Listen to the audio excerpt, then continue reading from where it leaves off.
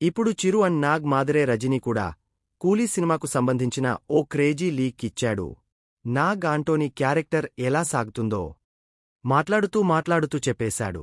కూలీ pre release event కోసం video రూపంలో తన స్పీచ్ పంపించిన రజనీ ఆ వీడియోలో నాగ్తో వర్కింగ్ ఎక్స్పీరియన్స్ గురించి గొప్పగా చెప్పుకొచ్చాడు. రజనీ సినిమాలో తనకు అన్నిటికంటే పెద్ద సర్ప్రైజ్ నాగ్ విలన్గా చేయడమేనని అన్నాడు. విలన్ క్యారెక్టర్ చాలా పవర్ఫుల్ అని, అందుకే కథ విన్నప్పుడు తానే విలన్గా చేయాలని అనుకున్నట్టు చెప్పాడు. కానీ లోకి సడెన్గా వచ్చి మన సినిమాలో నాగార్జున విలన్గా చేస్తున్నాడని చెప్పగానే షాక్ అయ్యా అంటూ చెప్పుకొచ్చాడు సూపర్ స్టార్ రజనీ. విలన్గా నాగ్ అదరగొట్టేశాడంటూ లీక్ ఇచ్చారు రజనీ. నాగ్ పర్ఫార్మెన్స్ చూశాక తాను కూడా చేయలేనేమో అనిపించిందన్నాడు.